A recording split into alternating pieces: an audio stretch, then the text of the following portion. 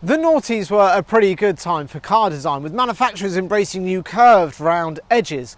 Great news for young people with access to irresponsible levels of finance. Your Corsas and Fiestas are no longer boxes left you in your granddad's will. Oh no, they're practical, they're trendy, they're everything a young person wants. But like Al Gore, I've got an inconvenient truth. It's actually this, the Kia Soul, that is the ultimate young person driving machine. The problem is, the Kia Soul gets a bit of an old person rap, and unlike a Vauxhall Agila or Renault Modus or any other car driven by an octogenarian at 40 down the motorway, I really don't think the Kia Soul deserves it.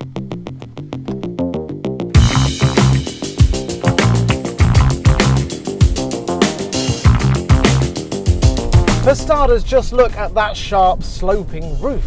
Look at the sharp edged windows.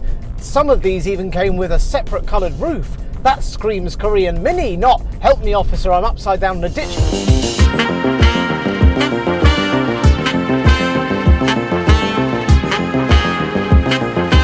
So where does it all go wrong? To be entirely honest, almost everywhere else.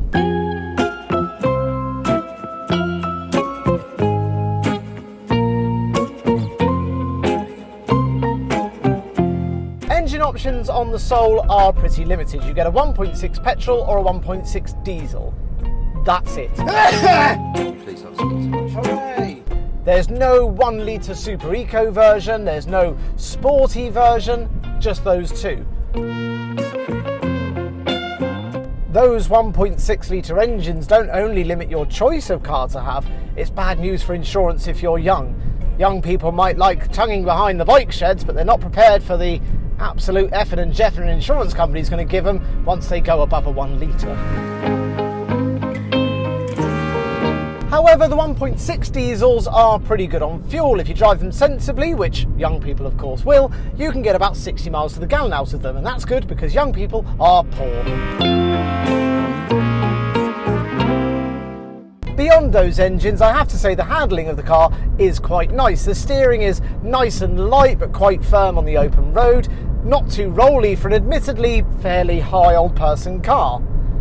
But still, young people don't know how to drive, so let's focus on something they do enjoy. STDs.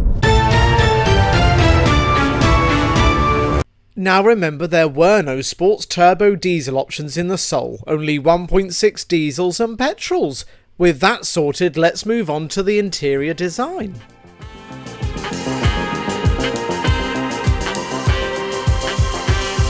This is where the Soul really starts to gain some ground.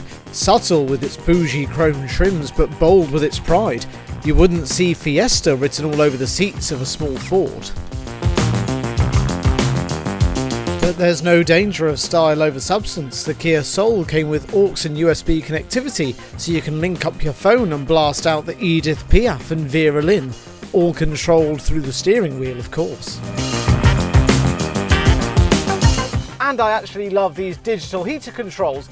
Modern ones where everything's electrical is completely useless. You have to tap up and down to get the heat up and down for about 20 years. On this, you've got electronic buttons to send the air in the direction that you want, and then everything else is a good old-fashioned dial, which is actually incredibly practical. If you want to hear the word pardon, you simply push this button on the steering wheel, and out of nowhere, pardon. Old and young alike have one common nemesis: parking a car. The back of the Kia Soul is flatter than a supermodel's chest, which makes it very easy to park. And inside that rear end is a very spacious luggage compartment, which grows even bigger when you fold the back seats down. That means that you can put your bags of weed or your thermoses of tea anywhere you like.